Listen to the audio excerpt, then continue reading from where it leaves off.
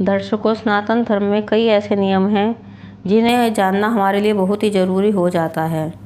सनातन धर्म में हर छोटी से छोटी बात के नियम हैं। उन नियमों को हम अपने जीवन में अपनाकर अपने दैनिक दिनचर्या को बदल सकते हैं, यानी उनमें बदलाव करके हम अपना सुखी जीवन व्यतीत कर सकते हैं। पुराने ज़माने में हर व्यक्ति को मालूम होता था कि उसे क्या करना है और क्या नहीं, लेकिन आज के आधुनिक परिवेश में हमारी नई पीढ़ी इन सब बातों को नहीं मानती। आज सबसे पहले हम स्नान संबंधी कुछ बातों की जानकारी देते हैं, यानी कि नहाने से संबंधित जुड़ी कुछ बातें। स्नान कब कब करना चाहिए और स्नान से पहले हम क्या काम करें और स्नान के बाद क्या काम ना करें।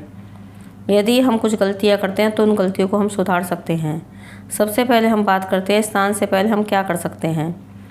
स्नान से पहले हम मालिश कर सकते हैं, लेकिन स्नान के बाद हमें कभी भी मालिश नहीं करनी चाहिए, क्योंकि तेल की मालिश करने से शरीर से दूषित पदार्थ बाहर आ जाते हैं और यदि हम स्नान के बाद इस तेल को लगाएंगे तो ये सब बैक्टीरिया नहाने के बाद हमारे शरीर से बाहर आ जाएंगे। इसलिए स्नान से पहले ही तेल मालिश करनी चाहिए। नहाने के बाद कभी भी तेल ना लगाएं। नहाने के बाद हम दूसरा कार्य करते हैं, पाठ पूजा करनी, यानी भगवान की आराधना करनी। स्नान करने के बाद हम पूजा करने के लिए चलते हैं तो भगवान पर चढ़ाने के लिए फूल नहीं तोड़ने चाहिए। फूलों को हमेशा साफ हाथों से तोड़ें और वो भी नहाने से पहले ही तोड़ लेने चाहिए। पूजा पाठ करते समय हम दूसरी गलती ये कर देते हैं कि भगवान के बर्तन वगैरह साफ़ करते हैं, जैसे कि दीपक, घंटी आदि। ये सब हमें स्नान से पहले ही साफ़ कर लेनी चाहिए। स्नान के बाद यदि हम बर्तन वगैरह मांजते हैं तो हम अशुद्ध हो जाते हैं।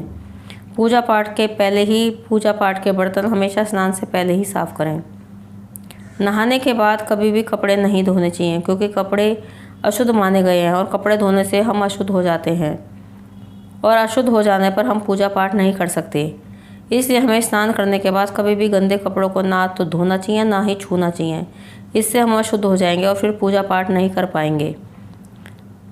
नहाने के बाद हम तुलसी के पत्ते ज़रूर तोड़ सकते हैं, जो कि हम भगवान पर चढ़ाते हैं। तुलसी को हमेशा स्नान करने के बाद ही तोड़ सकते हैं। तुलसी को कभी भी बिना नहाए ना छुएं, ना स्पर्श करें, ना ही तोड़ें, क्योंकि तुलसी को देवी का रूप माना गया है।